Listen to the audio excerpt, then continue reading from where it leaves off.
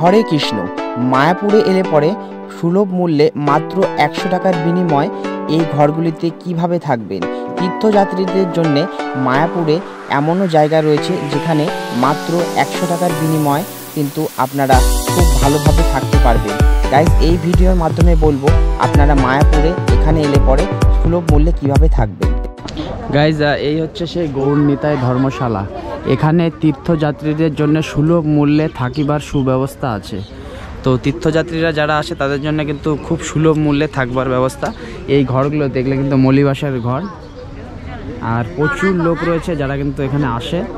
সবাই তীর্থযাত্রীরা এখানে কিন্তু থাকে। এরকম কিন্তু প্রচুর আছে, দেখতে পাচ্ছ।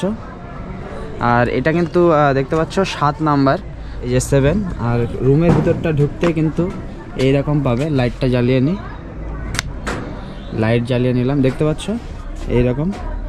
মানে কিছু বেড রয়েছে, অনেক কজন কিন্তু থাকতে পারে, 4-5 জন করে থেকে যেতে পারে। ফ্যানও আছে গরমের দিনে, মশারি, এই সমস্ত কিছু। তো এগুলো কিন্তু সুলভ মূল্যে যে ঘরগুলো হয় সেগুলো খুব সুলভ মূল্যে যদি থাকতে চাও এখানে থাকতে পারো। 100 টাকা করে নেয়, আর 100 টাকার বিনিময়ে কিন্তু এই ধরনের ঘরগুলো পেয়ে যাবে। আমি বাইরের দিকটাও দেখিয়ে দিচ্ছি।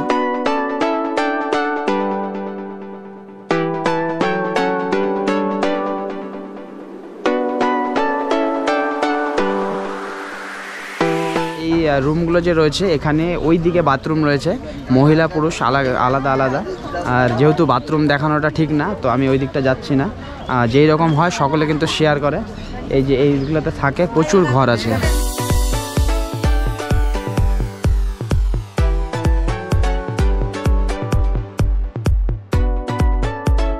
তো গাইজ, এই হচ্ছে সেই গৌরনিতাই ধর্মশালা। এখানে কিন্তু খুব সুলভ মূল্যে থাকতে পারবে।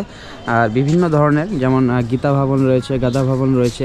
ওই ভবনে থাকার প্রাইসটা আমি এইটা দেখাচ্ছি যারা সুলভ মূল্যে। তোমরা সুলভ মূল্যে থাকতে চাইলে এগুলোতে থাকতে পারো, অনেকজন করে নিয়ে। তো গাইজ, সুলভ মূল্যে থাকার ইস্কনে এলে পরে এই জায়গাতে কিন্তু তোমরা থাকতে পারো। গৌরনিতাই কুটিরে আপনারা থাকতে চাইলে মায়াপুরে গিয়েও কিন্তু বুকিং করতে পারেন, অথবা এই ভিডিও ডিসক্রিপশনে ফোন নাম্বার দেওয়া রয়েছে, ফোন করে কিন্তু আপনারা বুকিং করতে পারেন। ভিডিওটি ভালো লাগলে লাইক, কমেন্ট, শেয়ার করবে। আবার দেখা হচ্ছে। Bye bye, take care.